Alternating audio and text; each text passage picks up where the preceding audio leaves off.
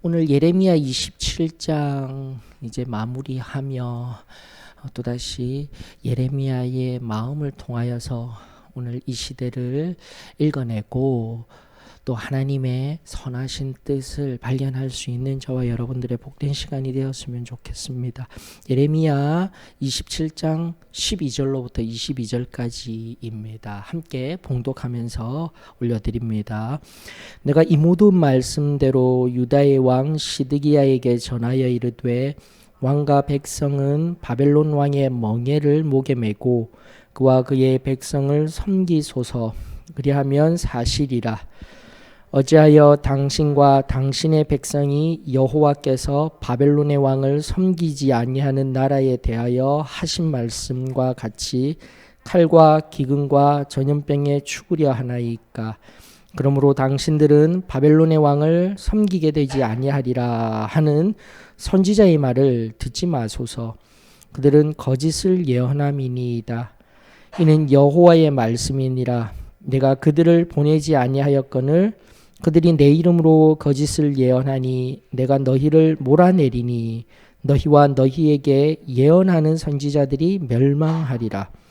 내가 또 제사장들과 그 모든 백성에게 전하여 이르되 여호와께서 이와 같이 말씀하시기를 보라, 여호와의 성전의 기구를 이제 바벨론에서 속히 돌려오리라고 너희에게 예언하는 선지자들의 말을 듣지 말라. 이는 그들이 거짓을 예언함이니라 하셨나니 너희는 그들의 말을 듣지 말고 바벨론의 왕을 섬기라. 그리하면 살리라. 어찌하여 이 성을 황무지가 되게 하려느냐.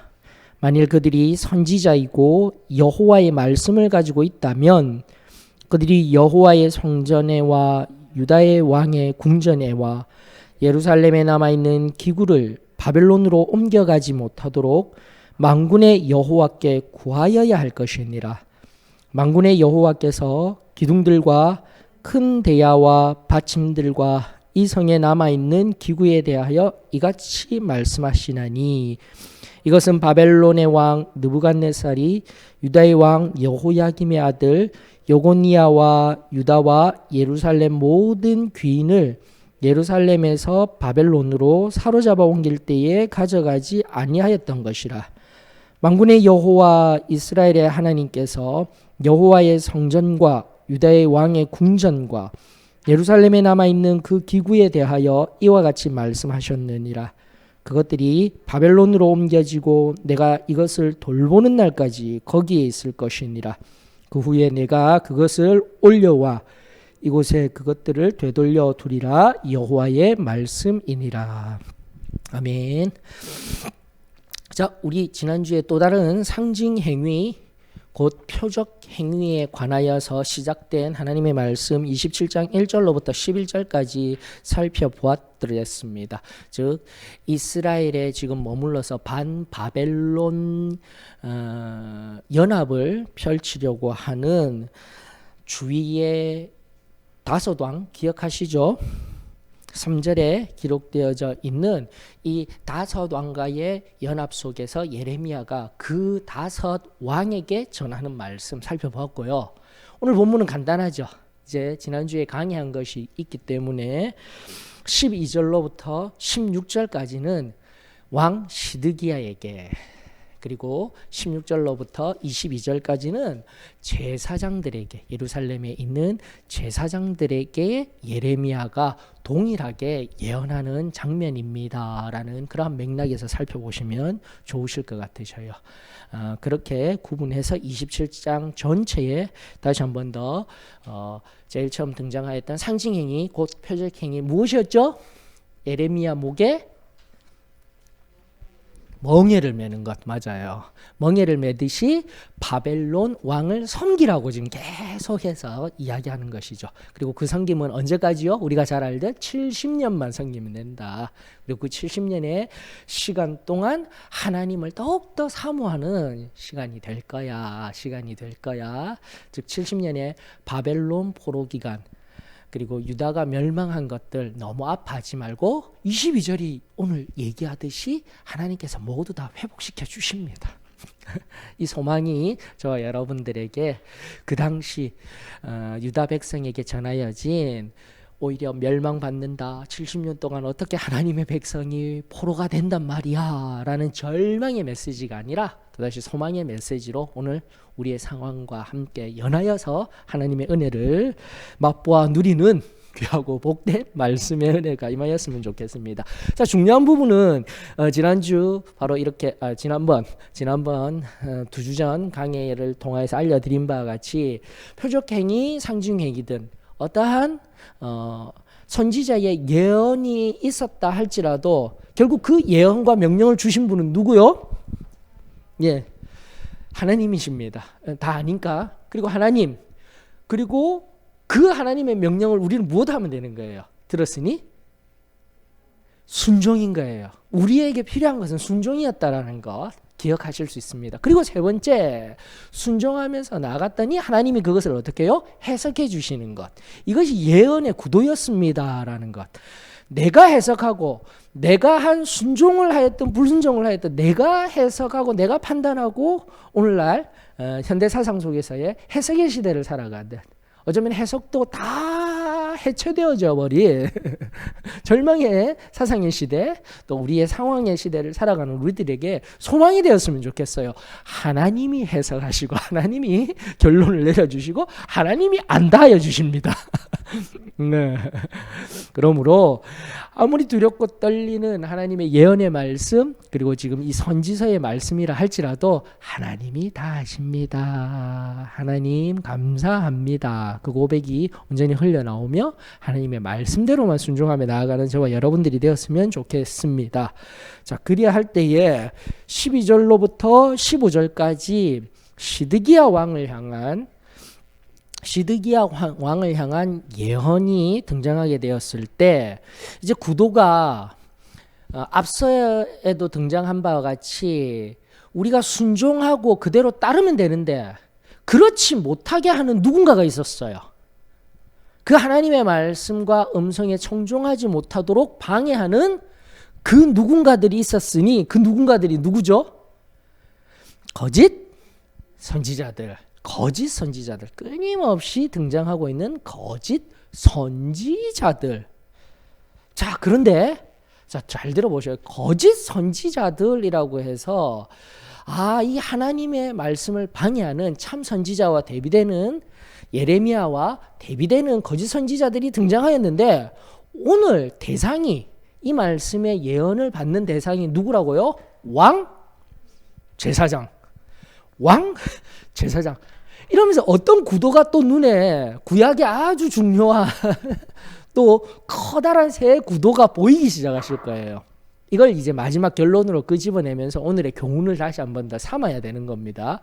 일단 참 선지자인 예레미야의 말과 거짓 선지자들이 도대체 무슨 얘기를 할까?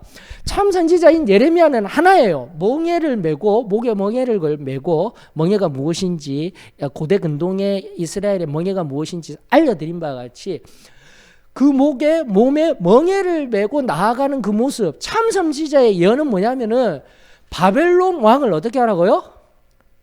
그렇죠. 섬기라라는 거예요. 이게 참 예언이었어요. 참 예언. 이것저것 해석 다 해석은 지금 필요 없어요. 자, 그런데 반대로 거짓 선지자는 이제 우리가 오늘 말씀을 보는 거예요. 16절에서 12절에서 15절 사이에 등장하고 있는 시드기야 왕을 향한 거짓 선지자들의 거짓은 몇 절에 있으며 문장을 찾아보는 거예요. 여러분들이. 쉽죠? 어디 있습니까? 거짓 선지자들의 거짓. 그 맥락 속에서, 첫 번째 맥락 속에서 14절에 있습니다.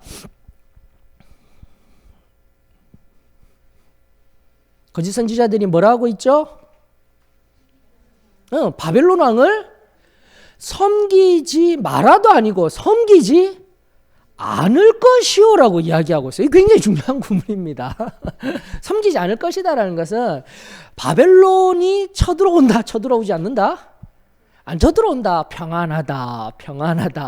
절대 전쟁 없다. 이 얘기를 하고 있다라는 거예요. 그것이 바로 거짓 선지자들이 이야기하고 있는데, 그러나 여기 예레미야는 어떻게 하고 있어요? 저들어온다. 저들어온다. 섬겨야 한다. 이러니 과연 그 당시 백성들이 누구를 좋아하겠어요? 예. 당연한 거죠. 또 이 장면을 바라보면서 이제 제가 이제 역사를 좋아하기 때문에 남한산성과 관련된 그 역사 그리고 영화가 떠오르더라고요. 최명길이라는 대감은 우리 항복해야 합니다. 우리 그만두어야 합니다라고 이야기하는데 이제 결사항전파들이 이기죠. 결국은 인조가 그 홍타이첸 그 새롭게 왕이 된 그 왕 앞에서 3번이나 땅바닥에 이마를 찍으면서 굴욕의 역사를 가졌던 그 사건이 기억이 나더라고요. 자, 이렇듯 우리가 누구를 따르고 무엇을 믿느냐에 따라서 우리의 삶이 전혀 달라진답니다. 백성들의 삶이 피폐해지는 거예요. 특별히 그냥 용어가 나와버렸네. 여기 보게 되면은요, 여러분들 왕과 그의 백성들, 제사장과 그의 백성들하고 일단은 특정한 왕, 제사장도 있지만 함께 고통당하거나 때로는 순종해야 할 대상, 이 모든 왕과 선지자, 제사장들이 포함되어진 백성들을 향한 메시지가 다 녹아 있는 거예요, 여러분들. 그러면서 말씀을 좀 더 주의 깊게 살펴보시면서 당시의 구약의 왕, 제사장, 선지자들의 문제이지 나의 문제가 아니라는 거예요. 분명히 성경은 정확하게 그 백성들, 왕과 그의 백성들, 여러분들이 눈으로 보셔요. 16절에도 제사장과 그 모든 백성에게 전하여진 말씀입니다라는 것을 동그라미 쳐서 좀 더 더욱더 깊이 하나님의 말씀을 음미하였으면 좋겠습니다. 자, 이렇게 거짓에 의하여서 그 거짓을 따라가게 되면 어떠한 결과를 얻게 된다라고 앞선 맥락 12절 15절에서 이야기하고 있습니까? 또 찾아보셔요. 자꾸 우리가 찾아보아야 합니다. 결과 13절과 15절에 두 가지 결과가 보이네요.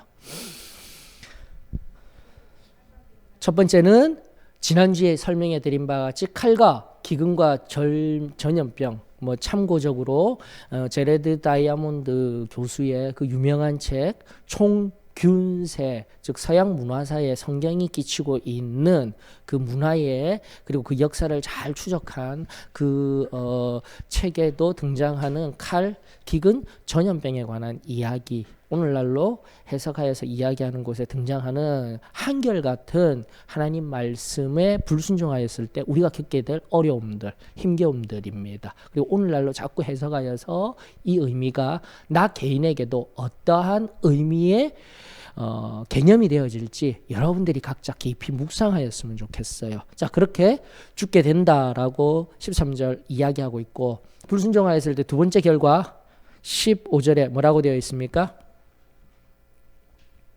하나님이 이제 직접 하시겠다라는 거예요. 나 보내지 않았다. 이 거짓 선지자들 보내지 않았다. 첫 번째는 어떻게 하시겠다고요? 너희를, 그렇죠, 이런 식으로 자꾸 몰아내는 것. 제가 계속 얘기 드립니다. 여러분들, 우리가 성경을 읽으면서 과연 우리에게 있어서 저주가 무엇일까? 힘겨움이 무엇일까? 첫 번째 뭐라고 했죠? 흩어짐을 당하는 겁니다. 기억하셔요, 여러분. 모이지 못하는 것이 우리의 아픔입니다. 슬픔입니다. 말씀을 통한 오늘 적용해야 할 우리의 아픔과 슬픔, 나 개인의 결핍과 부족으로, 고통으로 아파하고 신음하는 존재, 애통하는 존재가 아니라 하나님 말씀에 의거하여서 우리가 하나님 앞에 모일 수 없는 오늘의 상황을 바라보며 흩어지고 몰아서 여기저기 흩뿌려짐을 당하는 그 아픔을 우리가 오늘 애통하며 하나님 앞에 기도해야 하는 거예요, 여러분. 그렇게 또 말씀의 교훈을 삼아 하나님 앞에 나아갈 수 있는 시간이 되었으면 좋겠습니다. 몰아내면서 어떻게 된다고요? 멸망될 것이다. 멸망될 것이다. 라고 성경은 우리들에게 말하고 있습니다. 자, 두 번째 맥락으로 넘어갑니다. 그러면서 교훈을 찾고 나에게 적용하면서 나아갈 때에 16절로부터 22절 동일하게 한번 찾아보십시다. 제사장과 그 백성들에게 주는 거짓 선지자들의 거짓은 무엇입니까? 16절이 나오네요. 뭡니까? 여호와의 성전의 기구를 이제 바벨론에서 속히 돌려오리라 라고 이야기를 하고 있는 거예요. 이게 거짓입니다. 자, 이게 왜 이제 제가 지금 앞서 이미 시드기야 얘기 다 해줬습니다. 다시 설명 안 해도 여러분들 지금 이제 609년부터 지금 시드기야가 재위한 539년, 538년의 어간의 이야기라고 지난주에 이야기 함께 나누었습니다. 시드기야가 지금 마지막 왕으로 되어진 언제요? 598년의 이야기라고 이야기를 하고 있었습니다. 맞습니까? 기억나셔야 되는 거예요. 지금의 이 이야기. 그러면서 그 전에 이제 마지막 3차 침공 이전에 2차 침공에 관한 이야기가 지금 20절에 나오고 있네요, 여러분. 20절에 이미 1, 2차 침공을 통하여서 609년 그리고 또 그해 11년 뒤에 590 언제요? 8년 1, 2차 바벨론 침공을 기억하셔야 합니다. 그러면서 그때 성전 기구들을 다 가지고 갔어요. 다 가지고 갔는데 20절의 의미는 남겨진 것입니다, 여러분. 예. 성경을 이렇게 보실 수 있으셔야 됩니다. 그러면서 이미 그렇게 빼앗긴 성전 기구들을 거짓 선지자들이 어떻게 하겠다라는 거예요. 16절에. 거짓말로. 그거 다시 돌려올 거야. 이 말의 의미는 앞선 맥락에서 바벨론이 쳐들어오지 않아. 이제 12절, 15절의 맥락에서는 쳐들어오지 않습니다. 왕이시여 평안하소서 평안하소서 그런 거짓을 호도할 때 한 발 더 나간 거예요. 바벨론이 어떻게 된다고요? 패망하여서 그 빼앗긴 것들이 다시 돌아오게 된다라는 거예요. 아이고 거짓 선지자들 참 그 거짓조차도 참 제일 처음으로 돌아갔을 때 우리 창세기로 다시 돌아가게 되면 항상 거짓은요 달콤하답니다, 여러분들. 그 하나님이 먹지 말라 하셨던 선악과 아시죠? 요 근래에 제가 성결과 함께 원죄 이야기들, 원죄적 속성 이야기들 계속 해드리고 있습니다. 그와 관련해서 얘도 마찬가지예요. 창세기 3장에 등장하는 제일 처음 행위의 시작점으로서 선악을 알게 하는 하나님의 불순종 열매를 따먹을 때에 그 열매가 어떻게 보였다고요? 보았더니 먹음직도 하고 보암직도 하고 말씀 그대로 이게 바로 사단이 끊임없이 우리에게 속삭이는 거짓의 실상입니다. 이 말의 의미는 내가 바라보았을 때, 내가 느꼈을 때 내 감각을 채우는, 내 감각을 만족시키는 것이 거짓이다라는 교훈을 끄집어 올릴 수 있어야 돼요, 여러분. 그리고 우리는 제 육감이라고도 이야기를 할 수 있는 오감을 넘어선 제 육감이 뭐 어떤 식스센스라고 하여서 영적인 것이라기보다는 뭔가 예민하게 반응하는 이런 감각을 넘어서서 우리의 영혼의 내 속 사람의 감각이 좀 더 예민하게 다듬어져야 될 때입니다. 무엇을 위해서요? 세상 가운데 순전한 분별을 위해서,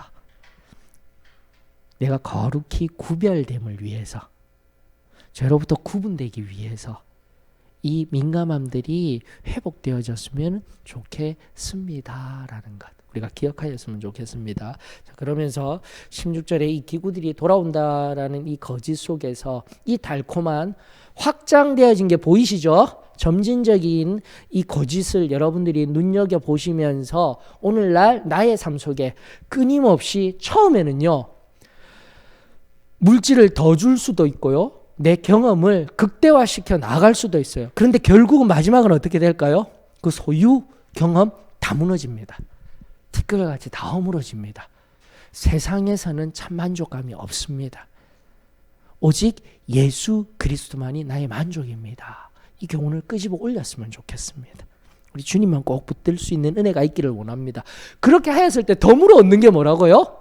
소유와 경험에 오늘 여기를 살아가는 자족할 수 있는 넉넉함입니다. 그 귀한 고백이 저와 여러분들에게 흘러나왔으면 좋겠습니다. 자, 그러면서 이 거짓에 따른 똑같은 패턴으로 두 번째 맥락을 살펴보는 겁니다. 이 거짓을 믿고 나아가게 되면 그 결과가 17절에 등장하네요. 이것은 한탄의 문구로 나옵니다. 마지막 17절의 마지막 문장에서 찾아보십시다. 어떻게 된다고요? 17절의 마지막 어떻게 된다고요? 이 성읍이 성경은 항상 이렇게 우리가 이제 예레미야서를 조금 더 문학적인 방법으로 살펴볼 수 있어야 된다라고 했습니다. 산문, 운문 그리고 여러 가지 서사라든지 막 뒤죽박죽 섞여져 있어요. 어렵기 때문에 자꾸 이런 조금 문법적인 것들 그리고 문학적인 장르들 좀 살펴보아야지 눈에 들어올 수 있는 것이 선지서가 예레미야서입니다라는 거 기억하면서 이렇듯 맥락 속에서도 대비하면서 유비되어지면서 우리들에게 하나님의 교훈을 알려주고 있습니다. 이렇게 정리하면 되겠죠. 황무지가 뭐예요? 앞서도 말씀드린 바와 같이 여러분들 거짓 선지자도 점진적으로 거짓을 이야기한 것과 같이 지금도 마찬가지입니다. 멸망도 칼과 기근으로 동일하죠. 멸망되어질 것이다 하는데 눈에 이미지화를 시켜버리는 거예요. 성읍 자체가 어떻게 된다고요? 황무지, 죽음의 도시로, 죽음의 땅으로 변하게 될 것이다라고 그 결과 또한 어떻게 됐다고요? 확장, 점진적으로 예레미야의 입술을 통하여서 우리들에게 들려지고 있는 거예요. 재밌죠? 야, 성경 말씀 참 귀하다. 이러면서 다시 한 번 더 일단 성경이 말하는 바를 명확하게 바르게 살피는 은혜가 있었으면 좋겠습니다. 그러면 이제 이 정도만 해도 이제 결론은 뭐예요? 우리가 예레미야의 음성 곧 하나님의 말씀에 순종해야 합니다라는 거예요. 해야 합니다라는 거예요. 근데 18절로부터는 조금 있다가 살펴볼 수 있도록 하십시다. 18절로부터는 앞서도 말씀드린 다른 이야기가 성전기구와 관련되어서 또 제사장과 연결되어진 성전기구들의 또 다른 이야기가 있지만 이건 조금 이따 살펴보고 제가 앞서 종합해드린 바와 같이 자 이제 정리하십시다. 새 사람이 또 등장을 했어요. 새 사람이라기보다는 새 직분, 예수 그리스도를 상징하는 통합된 직분성 속에서 새 직분 뭐죠? 왕 맞죠? 눈에 보이셔야 합니다. 지금 이 예레미야서가 이야기하고 있는 왕에게 또요? 선지자 또요? 제사장. 자 이제 이 그림의 의미는 우리 소망교회 성도들은 충분히 이해할 수 있습니다.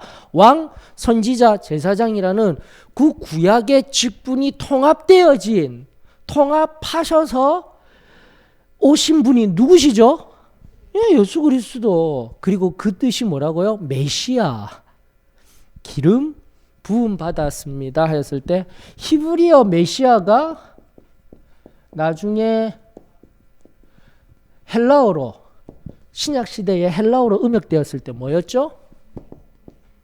크리스토스라고 하는 크리스토스라고 음역되어진 그리스도. 우리 한국어로 여기 한국어까지 표기하십시다. 뭐요? 그리스도는 이름이 아니었습니다. 즉 그리스도. 이름은 예수님. 예수 그리스도 할 때 이 그리스도가 바로 무슨 뜻이요? 메시아 크리스토스. 원래 뜻 기름 부음을 받은 자이지만 왕과 선지자 제사장이란 직분을 통합하여서 우리를 구원하실 뭐죠? 구세주이십니다. 여기 구세주 속에서는 주인의 개념까지 포함된 우리 영혼을 구원하여 주신 분 그리고 우리 삶의 주인까지 포함된 아주 중요한 용어라고 했습니다. 자 여기까지 가십시다. 구세주 플러스 뭐요? 주인, 내 삶의 주인 또는 왕과 같은 분. 참으로 섬길 왕.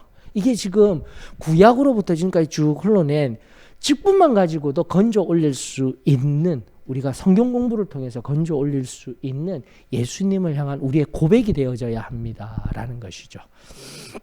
자, 그래서 이제 거짓 선지자, 참 선지자의 이야기를 했을 때 이것을 이제 좀 더 잘 적용이 되었으면 좋겠어요. 자, 왕, 선지자, 제사장이라고 했을 때 왕이 되어서 왕이 행할 하나님의 소중한 하나님의 뜻은 무엇일까요? 선지자로서 해야 할 일.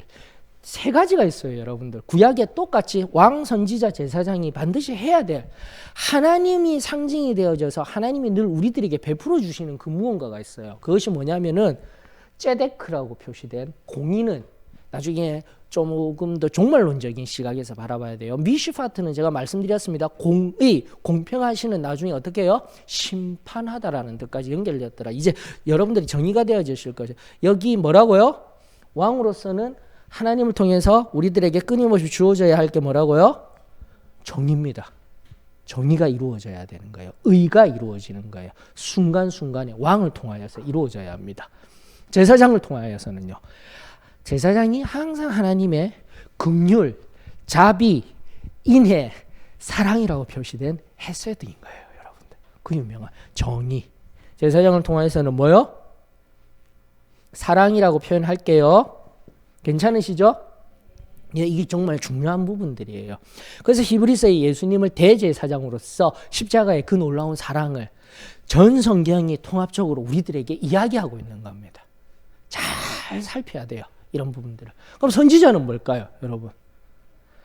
에메트, 히브리어 에메트 알려드린 거 진리입니다, 여러분. 진리를 선포하는. 이 세 가지가 우리가 구약 성경을 지금까지 쭉 살펴보면서 항상 하나님이 바로 이 왕, 선지자, 제사장으로서 우리에게 주시고자 하시는 게 뭐라고요? 의, 진리, 사랑입니다. 성경을 이야기할 때 성경이 도대체 우리에게, 구약의 하나님이 우리에게 주시고자 하는 것이 무엇이야? 무서우신 하나님? 심판하실 하나님? 아니라는 거예요. 이 세 가지는 꼭 붙들어야 돼요. 의, 공평하신 하나님, 진리, 우리에게 참 자유를 주시는 하나님, 사랑, 말하지 아니하여도 다하는 그 다함이 없는 긍휼과 자비하심과 용서하심을 주시는 분. 이런 개념들이 잘 정립이 되어져 있어야 되는 거죠. 어때요? 괜찮으시죠? 자, 이러면서 정리할 때에 이제 우리 교리가 나옵니다. 성경적으로 자꾸 이렇게 성경적인 의미들을 찾았어요. 성경이 말하는 바를 찾았어요. 그리고 체계화시키고 조직화, 구조화를 시켜 나갈 때에 우리가 교리적이다라고 하게 되면은 우리 교리의 중심, 구원론적인 중심을 가지고 있어요. 사도의 신앙교회가. 구원론적이다 할 때, 구원론적 이런 얘기들을 할 때 세 가지. 뭐가 있죠? 구원, 성결, 성령 침례. 이건 반드시 우리가 가지고 있어야 됩니다. 교리적으로 우리가 가지고 있을 때에, 자, 그렇다면 이 구도 속에서 바로 성결, 구원, 성결, 성령 침례, 용어가 조금씩 다르고 있지만은 가장 근접한 것들을 찾아내야 되는 거예요. 왕, 내가 이제 왕이 된다는 거, 왕세자가 되는 거예요. 새롭게. 그럼 이게 무슨 의미가 되는 거예요? 중생의 의미로서 왕으로서 내가 새롭게 태어나는 거예요. 이런 개념을 자꾸 정립을 하셔야 되는 겁니다. 그래서 양자라고도 표현할게요. 양자됨. 이 속에는 우리 알고 계시죠? 신생, 또 뭐 있죠? 중생, 또 뭐 있죠? 칭의, 또 뭐 있죠? 구원, 이런 개념들이 지금 단어가 있는 거예요. 이 정도로만 할게요. 그러면서 왕으로서의, 지금도 구약에서 끊임없이 이야기할 때 왕이 정의를 일으키고 우리에게 양자됨을 알려주십니다 했을 때 성결은 어딜까요? 이 부분이에요, 여러분들. 성결. 성결은 다시 한 번 더 우리가 원죄 자범죄들의 상태적으로 우리가 성화되어져 가는 과정과 굉장히 밀접한 관계가 있어요. 그래서 다시금 교리적으로도 마찬가지입니다. 처음 이 은혜를 체험적인 신앙으로 경험할 때는 우리가 단계적인 신앙입니다. 반드시 우리가 이루어야 되는 거예요. 구원, 성결, 성령 침례지만 이 은혜를 경험하고 난 연후에 성도는 무엇을 가장 중심에 두고 있어야 된다 했어요? 성결 중심입니다. 성결 중심인 거예요. 굉장히 중요한 것입니다. 그러면은 이제 구약과 연결 지어지고 성경 전체를 통해서 내가 중요하게 여기는 것, 제사장적인 삶, 왕 같은 삶 아니요, 선지자적인 삶.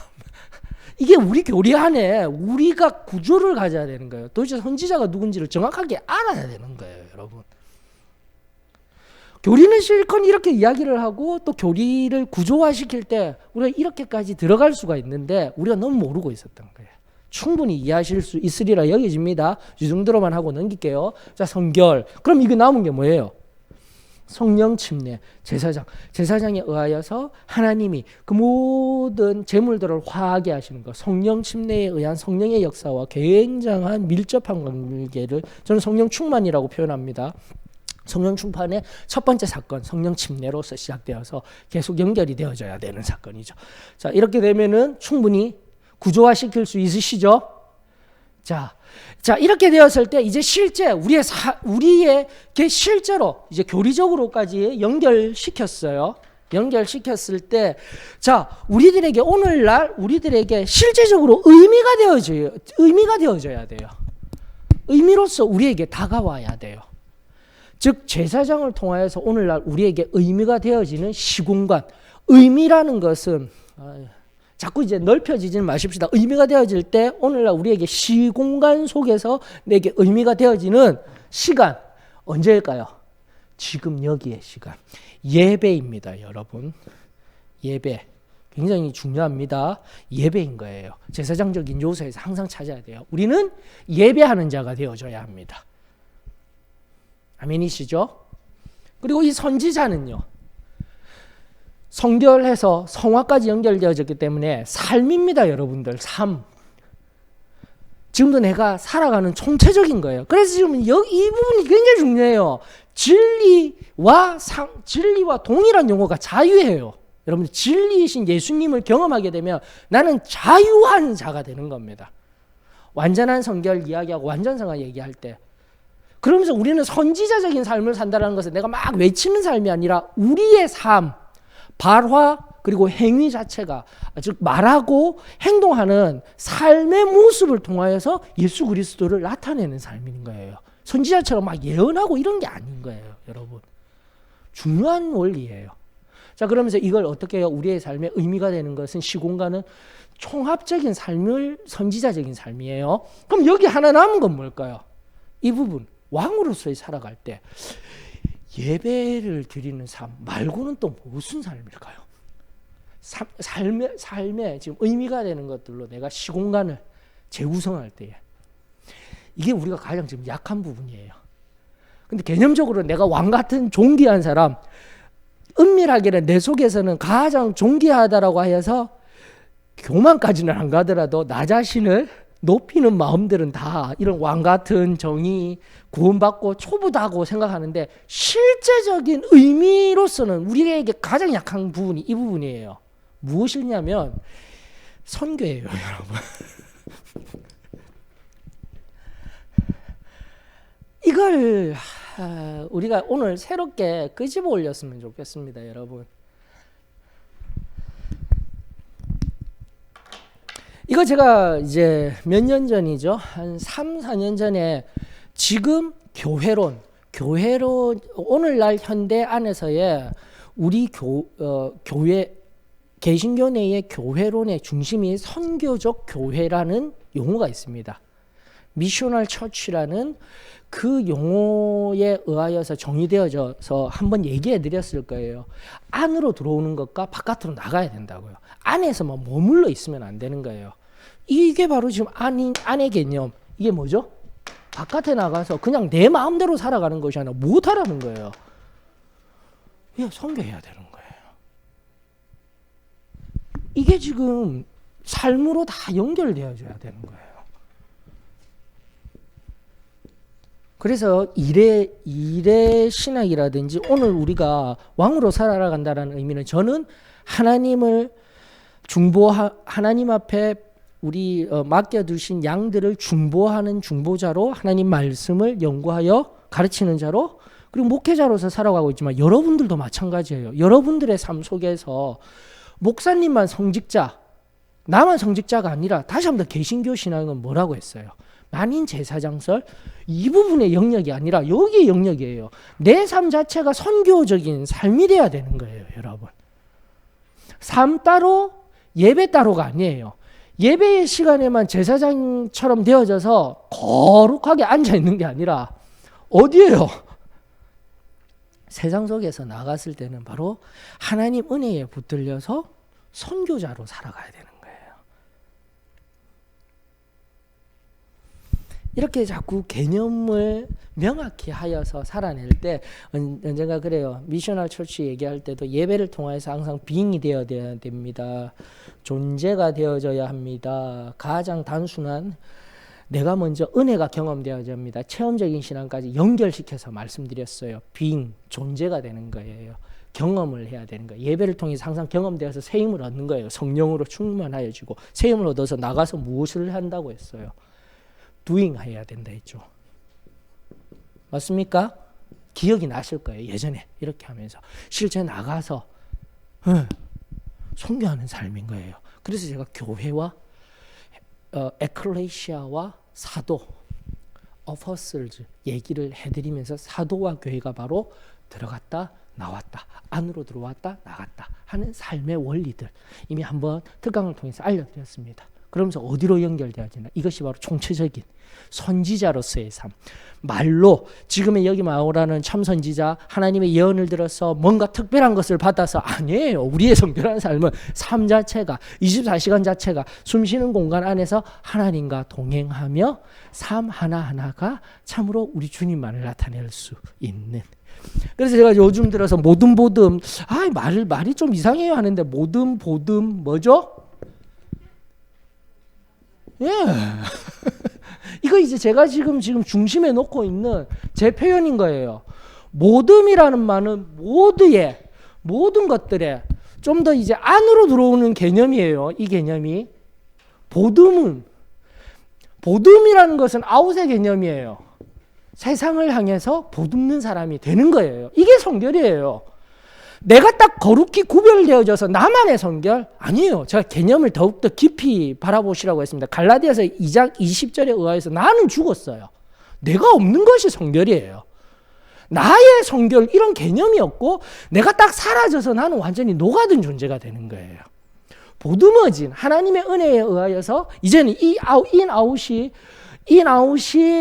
함께 하여져서 보듬의 영역에서 보듬는 존재가 되는데 이미 하나님 안에서 보듬어진 존재로서 항상 하나님 안에서 위로와 사랑을 경험할 수 있는 것이 모든 보듬 성결이고 뭐예요? 완전 성화의 개념인 겁니다, 여러분들. 완전 성화의 시점으로서의 개념. 이때 항상 이 시점 속에 머물러 있어야 되는 거예요. 근데 우리는 그렇지 못하다라고 말씀드렸잖아요. 연약함, 내 정서적인 변함.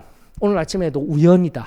하나님만이 절대 변하시지 않으시지. 나는 언제라도 내 마음은 시시각각 변해요. 상황에 의하여서 변하고 사람에 의하여서 변하고 관계에 의하여서 변하고 나를요 너무 크게 보지 마셔요, 여러분. 하나님 앞에서 낮아져야 된다라는 거.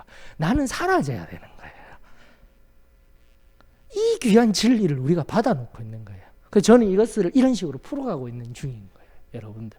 하나님의 말씀을 가지고 구조화시키고 체계화시켜서 오늘날 세상 속에서. 자, 이제 어느 정도 조금 이 말씀 27장을 통하여서 왕, 제사장, 선지자의 개념을 한 번 더 정립을 해드렸습니다. 그러면서 내가 지금 오늘도 어떠한 삶을 살아야 하는지 우리 기억하였으면 좋겠어요. 선지자로서, 왕으로서, 제사장으로서 살아갈 때에 특별히 예레미야 선지자의 그 음성, 말씀을 깊이 살피고 있는 이 말씀, 오늘날 그 생명의 들숨과 날숨, 생명의 영이 운행하시는 지금의 이 예레미야의 말씀 속 본문을 통하여서 우리는 지금 선지자적 삶에 바로 이런 개념의 구도가 모든 것이 지금 이 선지자 왕의 제사장의 구도가 이렇게만 구성되어지고 구조화되는 게 아니에요. 다시 한번 선지자 중심에 오늘 내가 방금도 이 알려드린 이 개념들은 다시 한 번 더 부분적으로 단면적으로 지금 선지자 중심의 삶과 선교 예배 이 모든 것들이 연결되어지고 한 번 더 총체적인 것이 아닌 바로 이 예레미야 선지자의 이 선지자의 마음으로 오늘 살아가는 우리들에게 한 번 더 우리 자신을 점검할 수 있는 은혜가 되었으면 좋겠습니다. 그리고 예수 그리스도가 항상 중심이 되어져야 되겠죠. 그 십자가의 보혈의 능력으로 모든 것들 우리에게 은혜로 다가오는 역사가 저는 바르게 되었으면 좋겠어요. 자, 그러면서 삶의 자리에서 오늘날 이 모든 복음 성결 이야기해드리면서 가장 중요한 완전성화와 가장 중요한 오늘날 이 시점 속에서 이 말씀들과 함께 중요한 실제적으로 드러날 수 있는 오늘날 내 삶으로 표현될 수 있는 용어가 5절에 나왔더랬습니다. 예레미야 5절. 우리 지난번에 강의해드렸던 5절 뭐죠? 하나님이 1인칭이 되셔서 내가 보기에 옳은 정직이에요. 정직. 야사르라는 히브리 용어가 다시 한 번 더 명사화 되어지게 되면은 딱 하나의 개념뿐이라고 하였습니다. 정직이라고 하였습니다. 미사룸이라고 하여서 엄밀한 의미에서는 정직한 길이에요. 즉 정직이라는 어떤 관념적인 개념이 아니라 지금 정직한 길을 어떻게 해요? 날마다 걸어가고 있는 뭐라고요? 삶이에요, 여러분. 이것이 지금 예레미야 27장을 통하여서 오늘 우리의 진실한 진리와 함께 엮어져야 할 예레미야의 해석입니다, 여러분. 그래서 나의 삶에 참으로 진리로서 내가 받아 누렸던 그 체험적인 신앙 안에서 세상을 바라보며 나아가는 것이 아니라 우리의 삶에 바벨론의 포로기와 같이 또 바벨론 섬기는 것과 같은 어려움과 고난의 상황 속에서도 하나님이 말씀하시면 내가 순종하며 나아갑니다.